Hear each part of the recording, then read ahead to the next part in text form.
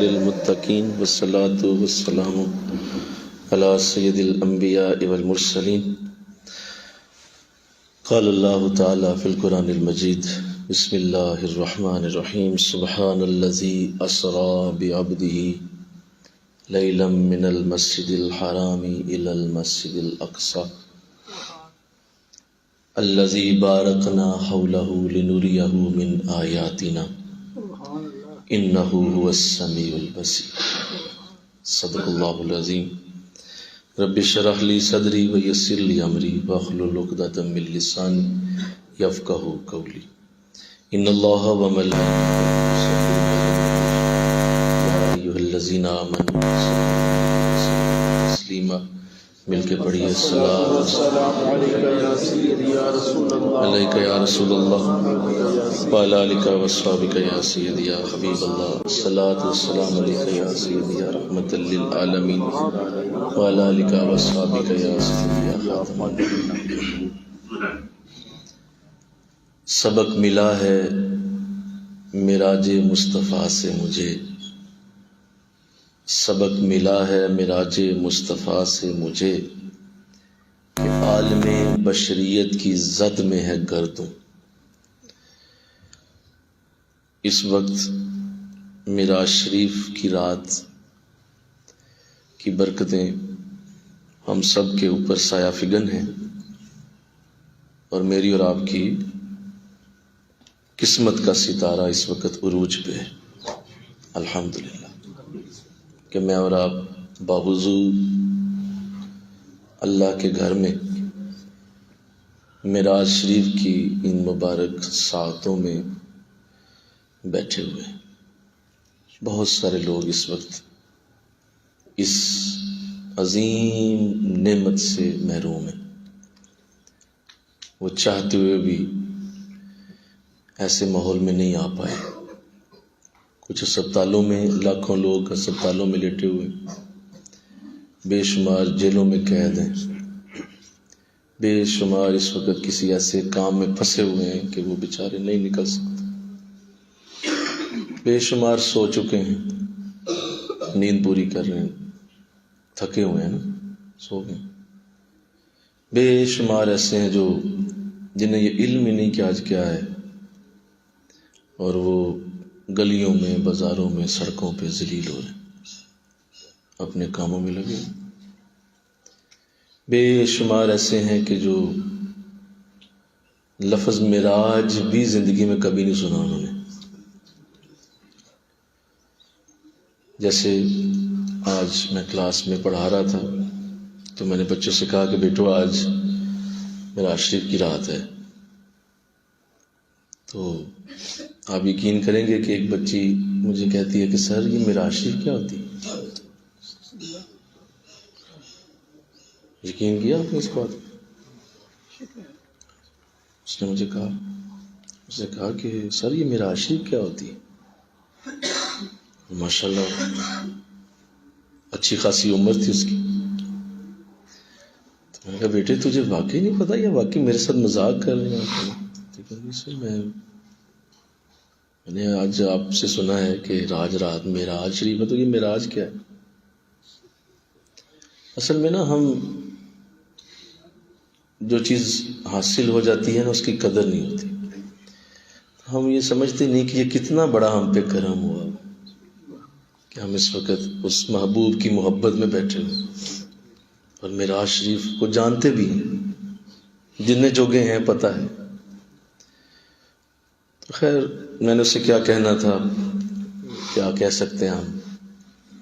میں نے اسے ایک اور واقعہ سنا دیا. میں نے کہا چلو یہ تو چلو بات کی بات ہے، معراج شریف تو میں بتاؤں گا ہی، لیکن میرے ساتھ ایک واقعہ پیش آیا تھا. وابڈا ٹاؤن میں گیا ایک جگہ درس پہ، مجھے کسی جگہ سے دعوت آئی، میلاد شریف کا مہینہ تھا.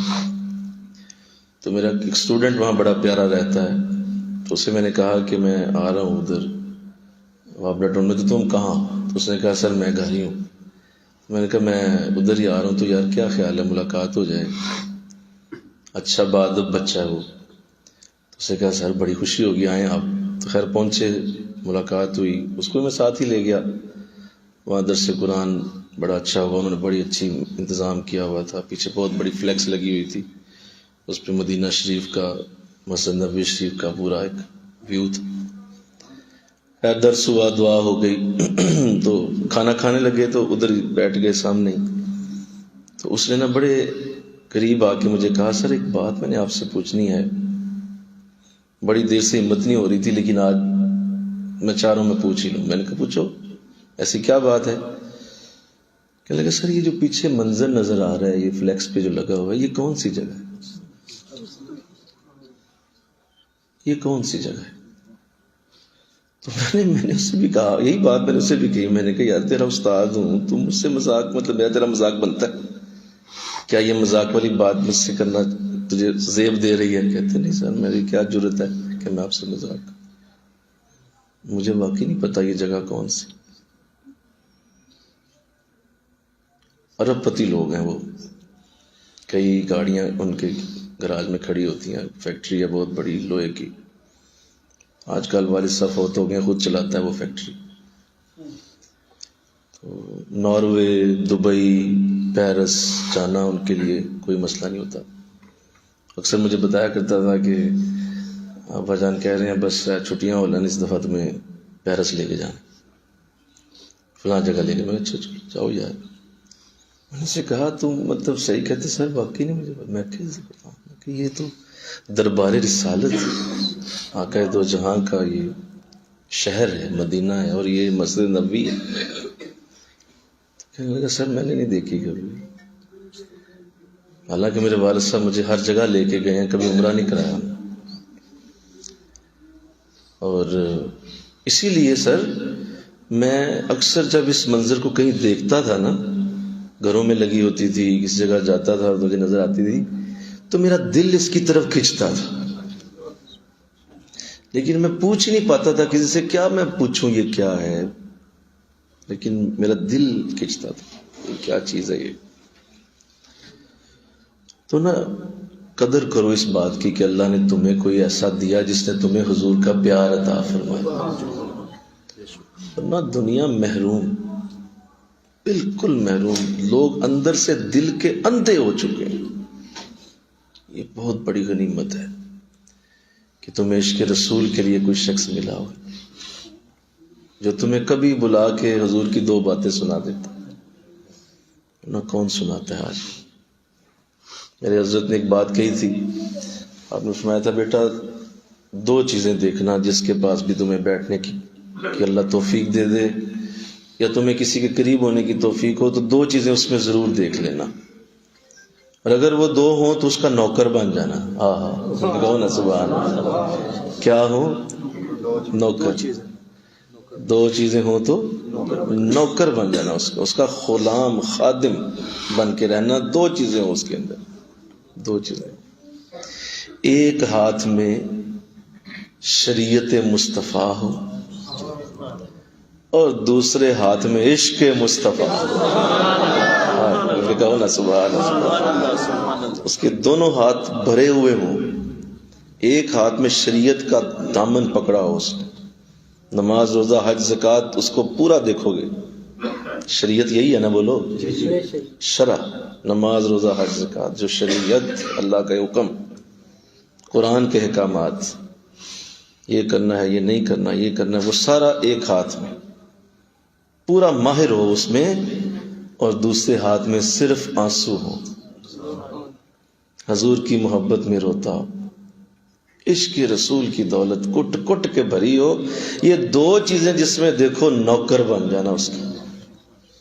اور فرمایا کہ اگر ان میں سے کوئی ایک بھی مس ہے، نرا عشق اٹھائی پھرتا ہے، بولو ادھر سے خالی ہے، کہتا ہے حضور سے بڑا ہی پیار، نماز کا قاتل ہے اور شرع کا چور ہے، اور میں بھاگ جانا، نکل جانا، نیوے نیوے ہو کے نکل جانا، اس کو پتہ ہی نہ چلے تم آئے تھے، قریب نہ جانا اس کے۔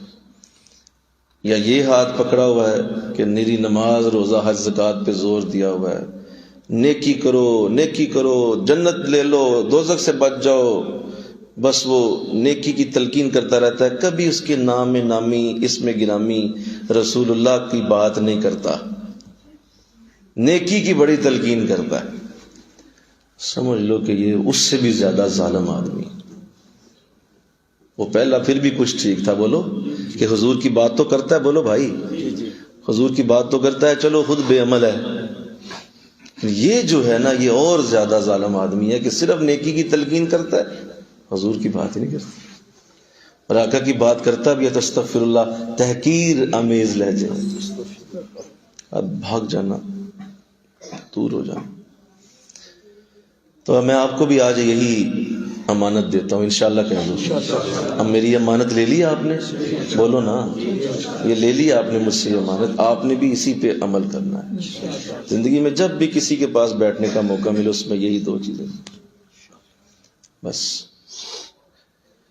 تو آج الحمدللہ یہ سعادت ملی ہے، کرم ملا ہے، تو میں چند باتیں آپ سے کرنا چاہتا ہوں کیونکہ پھر دعا اور پھر آرام کا موقع ہے۔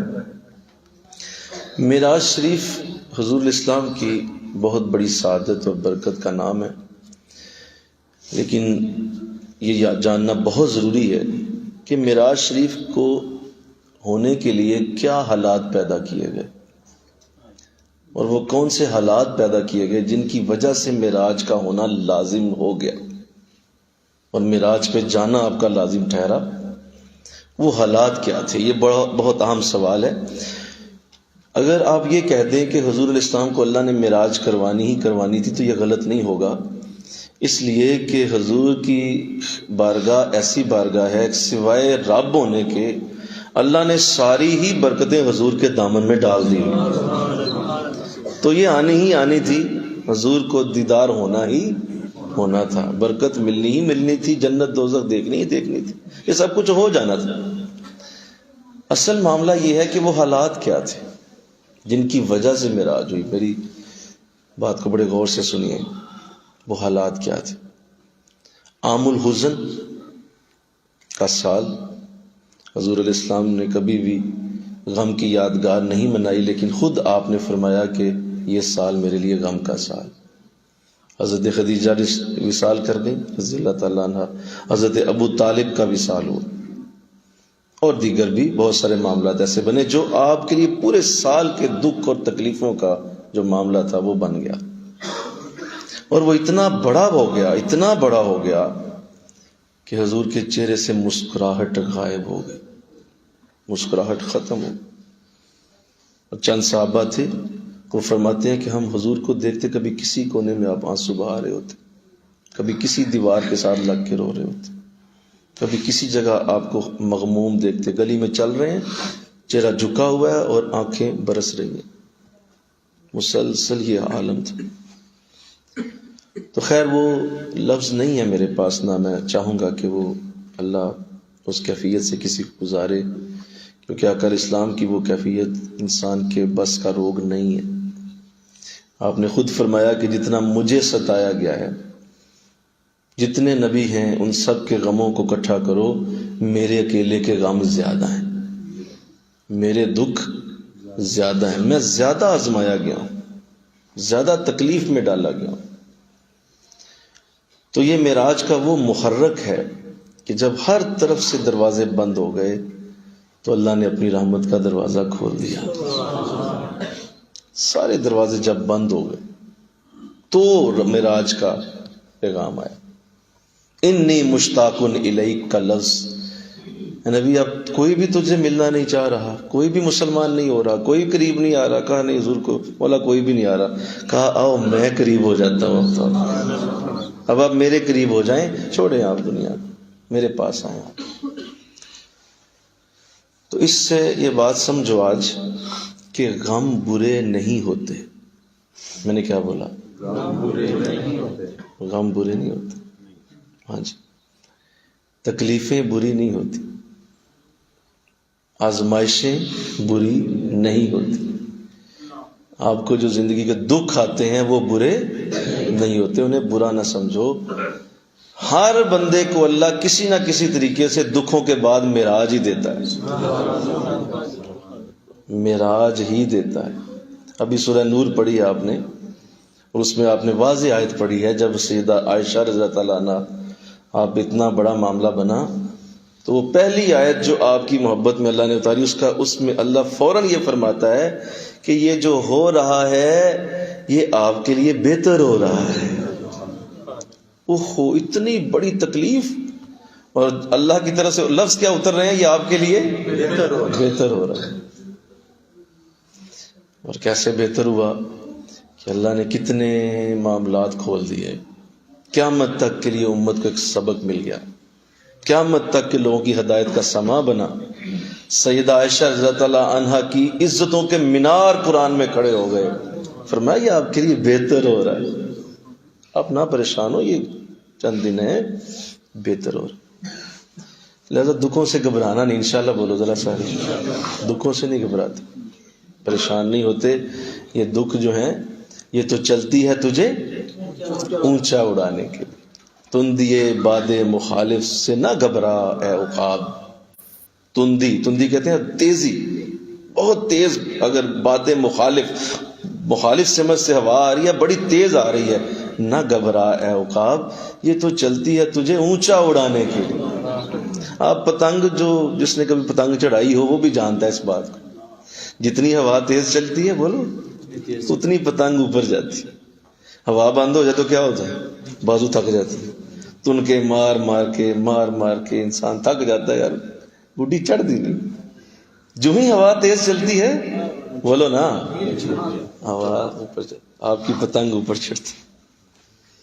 تو زندگی میں حالات جب آپ کے سامنے ایسے آنا شروع ہوں تو سمجھ جاؤ کہ اب اللہ تمہیں اونچا چڑھانے لگا ہے، اب اللہ تمہیں بلندیاں دینے لگا ہے، اب رحمتیں ہونے لگی ہیں، فضل ہونے لگا ہے، اب معراج ہونے لگی ہے، تیری معراج اب شروع ہوگی، کیونکہ تجھے مشکلات کا سامنا کرنا پڑ رہا ہے، ٹینشنیں آ گئی ہیں، دکھ آ گئے ہیں، پریشانیاں آ گئی ہیں، مال کم ہو گیا ہے، عزت کا معاملہ بن گیا ہے، لوگوں کی طرف سے پریشانی آئی ہے، گھر میں آ گئی ہے، بہت سارے اس کے ذرائع ہو سکتے ہیں، لیکن وہ تمہیں صرف اور صرف بلند کرنے کے لیے آئی ہے۔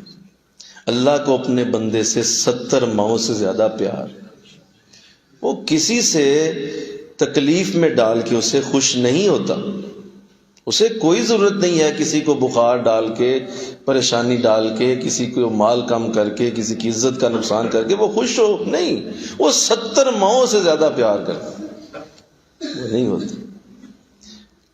چونکہ دنیا والوں کی یہ ٹریننگ نہیں ہوتی اور ایسا ذہن نہیں ہوتا اور اس طرح کی سوچ نہیں ہوتی، لہذا وہ اس بات کو سمجھ نہیں پاتے، ساری زندگی نہیں سمجھ پاتے، اور بس یہی دعا، یہی بار بار گفتگو کے اندر لاتے ہیں، غم نہ آ جائیں، دکھ نہ آ جائیں، پریشانیاں نہ آ جائیں، میرے پتر تتی وہاں نہ لگ جائے۔ یہ کتنی بری دعا ہے کہ میرے پتر نو بولو کیوں نہ لگے، رج کے لگنی چاہیے تھی، بلکہ ہم تو لگوائیں گے، ذرا آئے ہمارے پاس، خود لگائیں گے اسے تتیوا، ہیٹر چھوڑ دیں گے پورا۔ میرے پتر تتیوا کیوں نہ لگے، احمد صاحب بیٹھے، کیوں نہ لگے جی اس کو تتیوا، بیٹھے ادھر جاگے ساری رات، اس کی بھی ٹانگیں تھکیں، اسے پتا چلے کہ بیٹھنا کس طرح ہوتا ہے، ساری رات کیسے بیٹھ، کیوں میں اس کو آرام دوں، کیوں میں کروں ایسے؟ اگر یہ رول ہی آپ سمجھ نہیں پائے کہ آپ کے بچوں کو آپ نے تکلیف میں ڈالنا ہے تو آپ انہیں کبھی بھی راحت نہیں دے پائیں گے۔ یہ میں نے کیا کہا؟ راحت دینے کے لیے اسے تکلیف میں ڈالیں، اسے آپ چوچم چوچ بنا دیں گے نا تو وہ چوچم چوچی رہے گا، وہ ذرا سی بھی تکلیف برداشت نہیں کر پائے گا، اور اگر آپ پہ آ گئی تو سب سے پہلے بھاگ جائے گا، کیونکہ اسے آپ نے تکلیف کے ساتھ لڑنا سکھایا ہی نہیں۔ لہذا جب آپ پہ بھی آئے گی نا تو کہے گا ابا جی تجھے کل ہی سو، میں چلنا، مینوں نہیں پتا ہے کی میں کرنا ہے، کیوں آپ نے اسے کبھی ایسے رنگ میں ڈاکے نہیں۔ تو انشاءاللہ کہہ دو میرا یہ اصول سمجھو اور نہ ان چیزوں سے باہر نکل آؤ۔ جو عورتیں، جو خواتین میری یہ بات سن رہی ہیں وہ اس بات کو پلے باندھے، کبھی بچے کے لیے یہ دعا نہیں کرنی۔ اچھا یہ بھی دیکھیں کیسی دعا کرتے ہیں، عجیب و غریب دعا کرتے ہیں، میں تو حیران ہوں، ہماری سائیکی مطلب بنیاد ہی غلط پڑ جاتی ہے۔ حضور دعا کریں، بچی کی شادی ہو رہی ہے، اللہ اس کے نصیب اچھے کرے، اللہ اس کے نصیب اچھے کرے۔ استغفر اللہ، کیا پہلے برے ہیں؟ بولو نا، پہلے برے تھے نا، اب اچھے کرے. استغفر اللہ. اللہ پہ اتنا بڑا بہتان لگا دیا آپ نے، ظالم عورت، اتنی بڑی اللہ پہ بات کر دی کہ کیا اب برے ہیں؟ ہاں اب برے ہیں تو اب شادی کے بعد نا نصیب اچھے ہو جائیں اس کے. اندازہ کریں کیا مطلب. اللہ شادی کے بعد کسی جو ہے وہ مشکل میں بالکل نہ ڈالے اسے، کوئی تکلیف نہ اسے آئے، کوئی اس کو سس بری نہ ملے، کوئی اس کو نند بری نہ ملے، کوئی اس کے خامند میں مسائل نہ آئیں، کوئی اس کا سسر اس کو تنگ نہ کرے. کیوں جی؟ ملکہ پکھراج ہو، حور ہے جنت کی. کون ہے وہ؟ انسان ہے، اور انسان کو بھیجا ہی اللہ نے آزمائش کے لیے دنیا. کون ہے وہ؟ سیدہ فاطمہ استغفر اللہ. کون ہے؟ اتنی بڑا نام میں لیا، میری زبان نور سے بھر گئی ہے. سیدہ فاطمہ رضی اللہ تعالیٰ، ان جیسی خاتون ساری زندگی چکی پیستی رہی.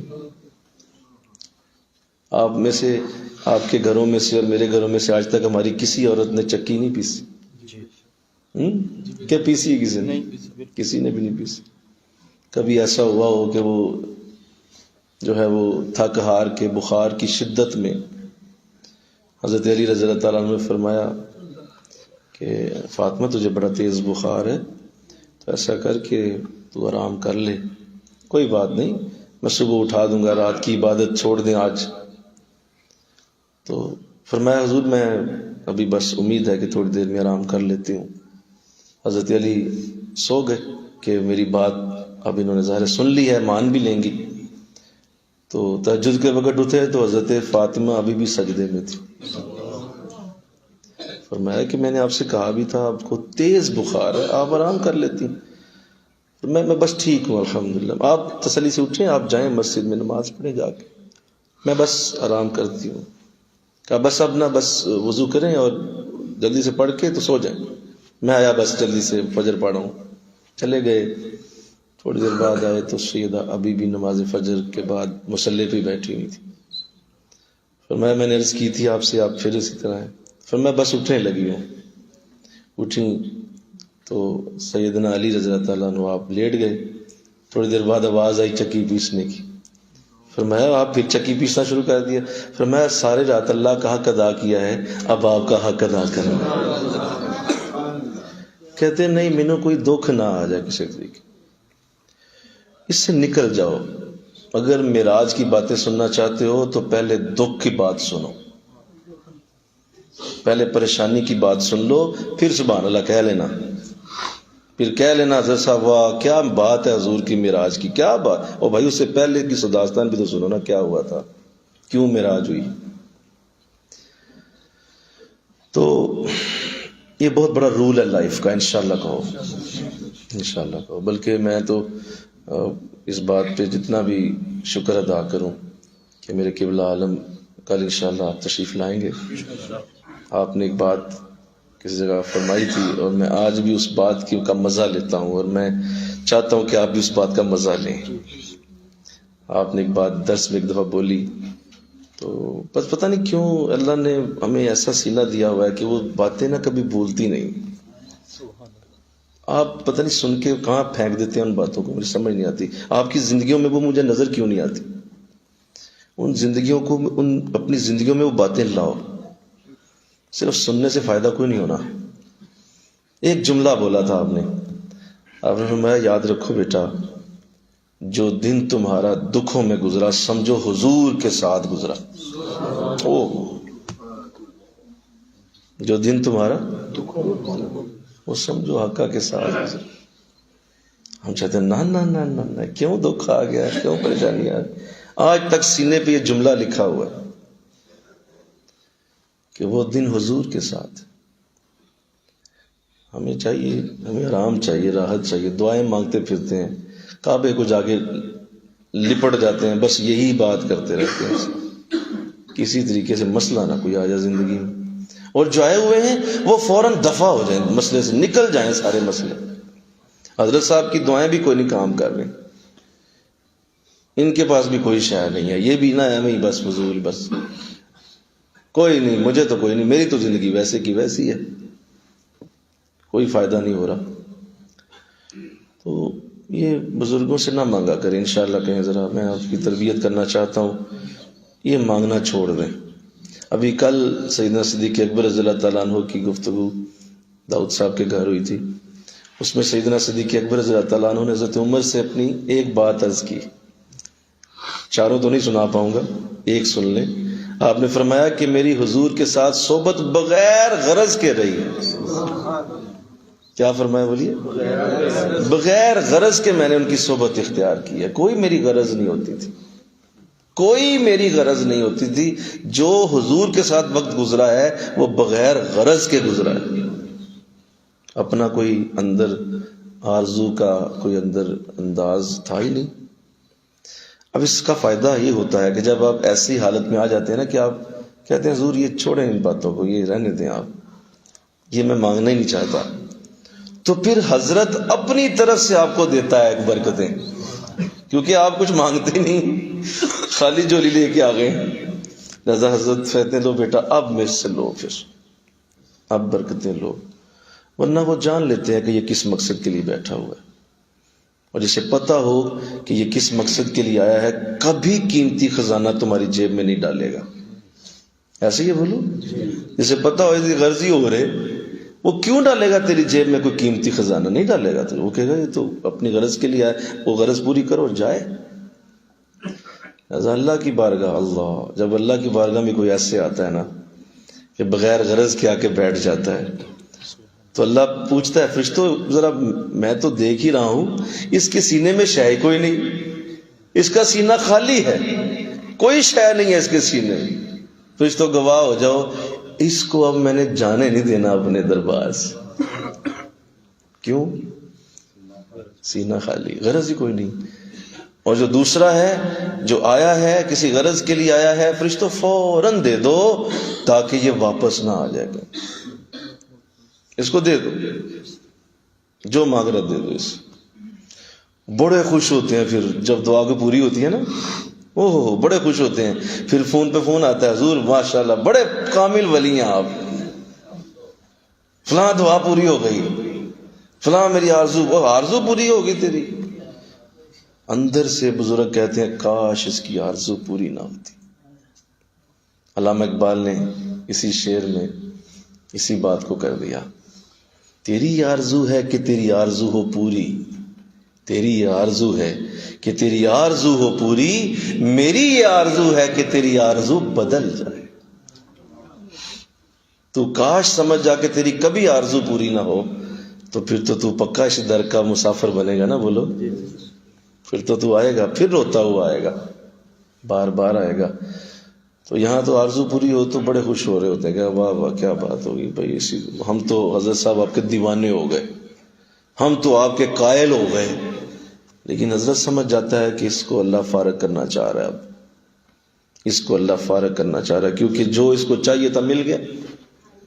اب آگے یہ کبھی بھی اس طرح محبت سے نہیں آئے گا، پیار سے نہیں آئے گا. یہاں آپ غور سے میری بات سنیں، اگر انسان کو اللہ یہ سارا کچھ دے دے جو وہ چاہتا ہے، جو وہ چاہتا ہے اس کو دے دے، تو آقا فرماتے ہیں انسان کا دل پھر بھی نہ بھرے، اور یہ کہتا ہے کہ مولا ایک سونے کی وادی اور دے دے. وہ ایک اور سونے کی وادی بھی اللہ دے دے تو کہتا ہے نہیں ایک اور دے دے، کبھی بھی نہیں بھرے گا. تو صحابہ نے پوچھا حضور تو پھر کیسے بھرے گا، کب یہ انسان اپنی لذتوں سے بھرے گا؟ فرمایا بس قبر کی مٹی ہی بھر سکتی ہے اس کے منہ کو، اس کے سوا اور کوئی شے سے نہیں بھر سکتی. تو یہ میری بات آج پلے باندھ دو، انشاءاللہ کہو اللہ کے لیے کوئی غرض نہ رکھو، نکلو اس سے باہر نکل جاؤ. بار بار اپنے ذہن کو سمجھاؤ، بار بار ذہن میں لاؤ. دعا کا جو اللہ نے حکم دیا ہے وہ صرف اس لیے دیا ہے تاکہ میرا بندہ جب دعا کرے نا تو بس اس کا میرے ساتھ ایک کنیکشن جڑا رہے. ہاں جی، ادعونی استجب لکم. اچھا کیا بات ہے، سنو سنو غور سے سنو. ادعونی استجب لکم، تم دعا کرو میں نے قبول کر لی. بولا ہوگی قبول؟ کہا ہو گئی. اچھا اب میں پھر چھوڑ دوں دعائیں کرنا؟ کہا ہاں، ذہن بنا لو کہ جب بولو گے ہو جائے گا، ہم قبول کر لیں گے اسی وقت۔ تو مولا تو چاہتا کیا ہے؟ کہا تو بس میرے ساتھ دل لگا کے رکھ۔ دعائیں جو ہے نا ان کو نہ اتنی اہمیت دے، وہ جو ہی کرے گا میں کر دے دوں گا، اس کے پیچھے نہ پڑ۔ استجب لکم، اسی وقت تیرے لیے قبول ہو گیا۔ مولا دے گا کب کا وہ میری مرضی ہے، اس لیے کہ میں جانتا ہوں نا کائنات میں کیسے تقسیم کرنی ہے چیزوں۔ جیسے وہ مجھے پتا ہے میں جب دینا چاہوں میں دے دوں گا، اگر نہ دیا تو حشر کے دن ضرور دوں گا، اور وہاں جب ملے گا نا تجھے تو آقا فرماتے ہیں لوگ کہیں گے کاش دنیا میں میری کوئی دعا قبول نہ ہوئی ہوتی، اتنا اللہ بدلہ دے گا دعاؤں کا۔ تو چونکہ ہمارا مقصد اللہ نہیں ہوتا، ہمارا مقصد وہ چیز نہیں ہوتی، لہذا پھر ہم تھکے تھکے سے بجھے بجھے سے رہتے ہیں، اندر سے مرے مرے سے رہتے ہیں، کیونکہ ہم اپنی آرزوؤں کی تکمیل کے لیے آ رہے ہوتے ہیں، وہ پوری ہو نہیں رہی ہوتی، لہذا منہ بھی مرجھایا سا، اندر سے بھی مرے مرے ان فریش رہتے ہیں۔ کیوں؟ ہر وقت کہیں نہ کہیں اندر سے دل ٹوٹا ہوا ہے، دل ٹوٹا ہوا ہے، آ نہیں ہویا تو او نہیں ہویا، اب ہی نہیں ہویا، ہجے تو بھی کرنا ہے، ہجے تو بھی کرنا ہے، لہذا دل ٹوٹا رہتا ہے۔ اللہ والے فریش رہتے ہیں، بزرگ بولو فریش۔ کیوں؟ ہر وقت دل جڑا رہتا ہے، ہر وقت دل قائم رہتا ہے، ہر وقت ٹھنڈک رہتی ہے، ہر وقت اندر جنت کی ہوائیں چلتی ہیں۔ اس لیے کسی سے کوئی ایسی توقع لگائی نہیں۔ غم کو سہنا آتا ہے، غم کے ساتھ جینا آتا ہے، غم کو اپنے اوپر برداشت کرنا آتا ہے، بلکہ مزید غم لینا بھی آتا ہے۔ میرے کہو نا سبحان اللہ، مزید غموں کو اپنے اوپر لینا بھی جانتے ہیں۔ مولا ایک دی بجا 2 پیج، 2 دی بجا 3 پیج 4 پیج، بس اس کے ساتھ صبر ضرور دے دینا، صبر دیتا جا، ساتھ صبر کا دامن نہیں، وہ ضرور پکڑیں گے۔ مولا صبر دینا، میری آزمائشی نہ دیتا جا، بولو بھائی ساتھ صبر بھی دے دے تو ہم تیار ہیں، کوئی مسئلہ نہیں۔ تو اس طرح کی فضول دعاؤں سے باہر آؤ۔ حضور کو معراج غموں کی انتہا پہ ہوئی، غموں کی انتہا، اور حضرت ام ہانی، سنو میری بات، حضرت ام ہانی رضی اللہ تعالیٰ عنہ جن کے گھر حضور اس وقت آرام فرما رہے تھے، آپ فرماتی ہیں کہ میں نے اس دن حضور کو روتے ہوئے سوتے دیکھا، کیونکہ جب آپ وہ سوئے نا، آپ جب حضرت جبریل آپ کو جگا کے تو آپ سے عرض کی تھی کہ انی مشتاقون الیک، اللہ کا پیغام آ گیا ہے، تو آپ فرماتی ہیں میں نے اس وقت حضور کو روتے ہوئے دیکھا، اور روتے روتے ہی حضور سو گئے تھے۔ اتنی پیک پہ تھی وہ غموں کی حالت کہ لیٹے لیٹے سو گئے اور روتے روتے سوئے، اور اسی حالت پہ معراج کا پیغام آ گیا۔ تو ان سے بھاگنا نہیں، انشاءاللہ کہو ذرا یار، ان سے بھاگنا نہیں ہوتا۔ غموں سے جی نہ چراؤ، غموں سے بھاگو نہیں، غم لینے کے لیے پیچھے نہ ہٹو۔ مثلا میں ابھی بھی ہمارے ایک ساتھی ہیں، تو وہ جو ہے وہ کچھ شادی کا معاملہ بن گیا ایسا، تو لیٹ بڑی ہو گئی، عمر کا 35 سال سے عمر اوپر چلی گئی، میرے پیر بھائی تھے، تو وہ ایسے ہی نہ ان کے والد صاحب سے ملاقات ہوئی، تو میں نے ان سے پوچھ لیا، میں نے کہا حضور کیا وجہ کیا ہے، اتنا آپ 35-36 سال ہو گئے، عمر گزرتی جا رہی ہے، شادی کیوں نہیں کر رہے، کیا مسئلہ ہے؟ تو نا مجھے کہتے ہیں بس نا کئی لوگ کہتے ہیں کہ آ جائیں آپ دیکھنے کے لیے، بس میں جاتے جاتے ذرا ڈرتا ہوں، پتہ نہیں کیسے لوگ ہوں گے، تو میں نہیں جاتا۔ اگلا بندہ کہتا ہے جی آ جائیں آپ، آ جائیں ہماری طرف، ہم نے تو دیکھ لیا، اب آپ آگے دیکھ جائیں، میں نہیں جاتا، ڈرتا ہوں، پتہ نہیں کیسے ہوں گے۔ لو یعنی وہ مسائل سے ڈر ڈر کے بچہ بوڑھا کر دیتا ہے۔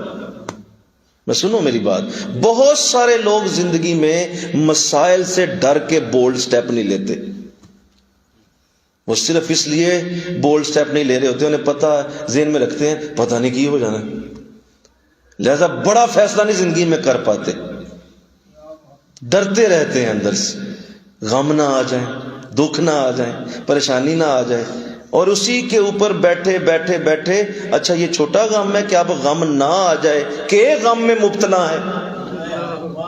نہیں سمجھ آئی؟ نہیں کوئی نہیں آئی، بولو میں نے کیا بولا؟ یہ چھوٹا غم ہے کیا؟ آپ اصل میں گھلتے جا رہے ہیں، آپ اصل میں پگھل رہے ہیں، آپ اندر ہی اندر ختم ہوتے چلے جا رہے ہیں یہ سوچ کے کہ غم نہ آ جائے۔ یہ بھی تو غم ہے۔ اس سے بڑا کیا غم ہو سکتا ہے کہ آپ یہ سوچ رہے ہیں کہ غم نہ آ جائے؟ بھائی آپ اندر ہی اندر خوف کے سب سے بڑے شکار ہو چکے ہیں۔ اگر آپ کھل کے کہیں گے آئے غم میں بھی محمد کا امتی ہوں، مل کے کہو نا سبحان اللہ، میرے محمد سے بڑے بھی کسی کے غم ہو سکتے ہیں۔ آؤ میں کھڑا ہوں، آؤ میرے سینے سے لگو، میں کھڑا ہوں، کون سا غم ہے زندگی کا؟ آؤ میں برداشت کرتا ہوں، میں محمد کا امتی ہوں صلی اللہ علیہ وسلم۔ ارے آؤ میں حسین کا ماننے والا ہوں، جس کے اوپر غموں کے پہاڑ ٹوٹ پڑے، 72 لاشیں ایک دن میں اٹھانے والا حسین۔ اور نہیں تم سننا نہیں میری بات کو، 72 لاشیں ایک دن میں کسی نے اٹھائے ہوں، تاریخ میں بتائیں، ہسٹری میں بتائیں، اپنے گھر کے۔ چلو کوئی زلزلہ آ گیا، کئی لوگ مر گئے، آپ نے جنازے اٹھائے، آپ نے اپنے گھر کے 72 لوگ اٹھائے ہوں۔ کون ہے تاریخ میں؟ حسین، صرف حسین۔ اور پھر نہ صرف اٹھائے، اپنی جان بھی سپرد کر دی کہ چلو خود ہی بچ جاتے، بولو باقی چلو ہو گئے، ختم ہو گئے، شہید ہو گئے، خود اپنی جان بچا کے نکل جاتے، چلو یار میں تو بچ گیا نا، اپنی جان بھی فضا کر دی۔ تو بتاؤ اس سے آگے کیا مثال دی جا سکتی ہے غموں کو سہنے کی؟ اور ہم ڈرتے رہتے، ساری زندگی بولڈ سٹیپ ہی نہیں لیتے، زندگی کوئی بڑا کام نہیں کرتے، کیوں؟ فیل نہ ہو جائیں، مر نہ جائیں، تھک نہ جائیں، پیچھے سے کوئی آ نہ جائے۔ بعض ایسے بے وقوف صاحب بہت زیادہ پریشان، کیوں؟ میں سیڑھیوں پہ چڑھتا ہوں، پیچھے سے آواز آتی ہے کوئی آ رہا ہے، کئی سال ہو گئے ہیں حضور، وہ آواز آتی ہے پیچھے سے، حضور بس میرا تو بلڈ پریشر ہائی ہو گیا ہے، میرے تو اندر سے ختم نہیں ہو رہا، بیمار ہو گیا ہوں۔ میں نے کہا یار ایسا کرو، ایک دن جب ایسا چڑھ رہے ہو گے تو آواز آئے نا تو رک کے پیچھے دیکھ لینا نا کون ہے پیچھے، وہ کیڑا ہے تو بھائی، سامنے تے آ۔ نہیں حضور ڈرتا ہوں پیچھے دیکھنے سے، تو میں کہ پھر وہ مار دے گا تینوں، ایک دن قتل کر دے گا تجھے، تیرا خوف تجھے مار دے گا، اس سے باہر آ جاؤ۔ غریبی کا خوف، بدامنی کا خوف، ڈاکے کا خوف، چوری کا خوف، مال کا خوف، بے عزتی کا خوف، اس سے باہر آ جاؤ، اس سے نکل آؤ، اس سے باہر آ جاؤ۔ اس سے باہر زندگی جینا شروع کرتے ہیں لوگ، زندگی سے باہر ہے، اس کے اندر زندگی نہیں ہے، موت ہے، وہ اسے زندگی تھوڑی کہتے ہیں۔ ہر وقت ڈرا ڈرا سہما شخص، اس نے کیا جینا ہے؟ کیا جینا ہے اس نے؟ کیا تمہارا ڈرنا، سنو جملہ، کیا تمہارا ڈرنا تمہیں موت سے بچا سکتا ہے؟ بول دو تو پھر موت تو آنی بستر پہ بھی آ جانی ہے اور سینہ چوڑا کر کے بھی آ جانی ہے۔ تم بستر پہ مرنا چاہتے ہو تم مرو، اور اگر سینہ چوڑا کرو گے تو دنیا یاد کرے گی۔ میرے نبی نے کیسے حسین کا غم اتارا، کیسے حسین کا سینہ چوڑا کیا، کیسے حسین کے اندر سے خوف کو نکال باہر پھینکا۔ جب کبھی حسین سامنے آتے اور حضور فوراً قریب بلا کے یہاں بوسہ دیتے، ادھر گردن پہ یہاں بوسہ دیتے۔ صحابہ پوچھتے حضور یہ ذرا بتا دیجئے اس یہاں بوسہ کیوں دیا؟ فرمایا یہ شہید ہوگا، شہادت ملے گی حسین کو۔ خوف کو باہر نکال کے پھینک۔ اور ایک دفعہ نہیں، کئی بار آپ نے یہ جملہ بولا ہوا ہے، حسین شہید ہوگا، حسین شہید ہوگا۔ بتائیے جس نے ہر روز یہ سنا ہو وہ کہتے ہوں گے مولا آ بھی جائے شہادت، بولو نا، وہ خوف ہی ختم ہو گیا سارا، مولا کب آئے گی؟ اتنی بات سنا، کب آئے گی؟ اور جب آپ کربلا کی طرف جا رہے تھے تو ہنستے ہوئے مسکراتے ہوئے جا رہے تھے، کیونکہ پتا تھا کہ آ گئی وہ شہادت جو میرا رسول کہتا ہے۔ میرے والد، میرے نانا جو کہا کرتے تھے وہ شہادت آ گئی ہے، مجھے جانے دو یار۔ ہم یہ نہیں کرتے، بس اسی میں رہتے ہیں ساری زندگی۔ کوئی پلے پڑی بات کے نہیں پڑی؟ بول دیجیے معراج کیا سنائے آپ کو؟ یہی معراج ہے، مل کے کہو نا سبحان اللہ۔ آپ بڑے بنے، آپ بڑے بنے۔ نکلیں ان چیزوں سے. اللہ کی بارگاہ سے یہ دعا مانگیں، مولا مجھے ایسی قوت دے دے جو واقعی انسان کے اندر تو نے ڈالی ہوئی. انی جاعل فی الارض خلیفہ، میں نے اپنی زمین پہ اپنا خلیفہ اتارا ہوا ہے. یہ میرا خلیفہ ہے، یہ انسان نہیں، یہ میرا خلیفہ ہے. فرشتوں کو اللہ خطاب کر کے کہتا ہے، اے فرشتوں بار بار نہ باتیں کرو، یہ نہ کرنا وہ نہ کرنا، یہ مولا یہ فساد کرے گا، یہ خون ریزی کرے گا، یہ زمین پہ جائے گا، یہ کرے گا وہ کرے گا، چھوڑو یہ باتیں، یہ خلیفہ ہے میرا خلیفہ. اور خلیفہ صاحب جو ہیں وہ 2 وقت کی روٹی کے لیے گولی مار رہے ہیں اپنے آپ کو. خلیفہ صاحب جو ہیں وہ گلی کی نکر پہ ذلیل ہو رہے ہیں. یہ خلیفہ اللہ کا مرد کہتے ہیں اسے، اے بندگان تم تراک، جو جلال برق و باراں کا اڑاتا ہو مذاق. برق و باراں، جب بجلی چمکتی ہے نا تو لوگ ڈر جاتے ہیں، وہ مذاق اڑاتا ہے کہ شاید. جو جلال برق و باراں کا اڑاتا ہو مذاق، دوڑتا ہو شعلہ ہو بجلی کا دامن تھامنے، مسکراتا ہو گرجتے بادلوں کے سامنے، مضحکہ کرتا ہو خوں آشام تلواروں کے ساتھ، کھیلتی ہوں جس کی نیندیں سرخ انگاروں کے ساتھ. علامہ اسے مرد کہہ رہے گا، مرد کہتے ہیں اسے اے بندگان تم تراک. تم تراک کہتے ہیں شان و شوکت میں رہنے والے، بیڈوں پہ سونے والے، صوفوں پہ بیٹھنے والے. تو اسی مرد کہتے ہیں اسے اے بندگان تم تراک، جو جلال برق و باراں کا اڑاتا ہو مذاق، دوڑتا ہو شعلہ ہو بجلی کا دامن تھامنے، مسکراتا ہو گرجتے بادلوں کے سامنے، مضحکہ کرتا ہو خواہ شام تلواروں کے ساتھ، کھیلتی ہو جس کی نیندیں سرخ انگاروں کے ساتھ. تم اگر زندگی کے اس کھیل سے رہتے ہو دور، آفرین اے دور حاضر کے نوجوانان غیور، وہ بھی کوئی زندگی ہے غم کی ماری زندگی، غربت کی تہ میں کل بلاتی بیچاری زندگی. زندگانی کی حقیقت کوہ کن کے دل سے پوچھ، جوئے شیرو تیشاؤ سنگے گراں ہے زندگی. زندگی آمد برائے بندگی، زندگی بے بندگی شرمندگی. کیا یہ زندگی نہیں ہے، شرمندگی ہے. اسے زندگی بولتے ہو تم، یہ شرمندگی ہے. تو شرمندہ آدمی ہے، صبح شرمندہ، دوپہر شرمندہ، رات شرمندہ، ہر وقت شرمندہ. یہ زندگی ہے، یہ شرمندگی ہے. تمہیں شرم آنی چاہیے، ایسے زندگی جیتے ہو. یہ کوئی زندگی نہیں ہے، میں ایسے زندگی نہیں مانتا. اور آپ کے ارد گرد دیکھو ذرا، کیڑے مکوڑوں کی طرح لوگ گزارتے ہیں، کہتے ہیں نہ زندگی نہیں ہے، ایسا ہی رہنا ہے. ایک کمرے میں پیدا ہونا ہے، اسی میں مر جانا ہے، 2 نہیں بننے، کبھی نہیں بنا. کیوں؟ کیا کرنا ہے، رہنے دیں. میرے نبی نے ساری کائنات کو مسخر فرما لیا، جس کی دعائیں اتنی بڑی ہیں کہ اگر تو چاہے تو سوائے نبی کے سب کچھ بن سکتا ہے. ہاں نبی نہیں تو بن سکتا، باقی ہر رتبہ میرے نبی نے تیرے لیے کھول دیا ہوا ہے. آ جا لے لے، تیری مرضی ہے. تو معراج یہ ہے، انشاءاللہ کہو اسے معراج کہتے ہیں. خود عروج کریں، بڑے ہوں، اوپر جائیں، بڑے ہوں، اللہ زندگی کی طرف. اللہ اور بڑا کر دے، اللہ اور بڑا کر دے. اور جب اللہ بہت بڑا کر دے نا تو پھر کہو اللہ اور بڑا کر دے. مل کے کہو نا سبحان اللہ. وہاں بھی رکنا نہیں، کہا اور بڑا کر مجھے. بندے اور کتنا تجھے بڑا کروں؟ کہا مولا اور کر دینا، تیری کوئی کرم کی حد ہے؟ جب نہیں ہے تو اور کر، اللہ دیتا جائے گا.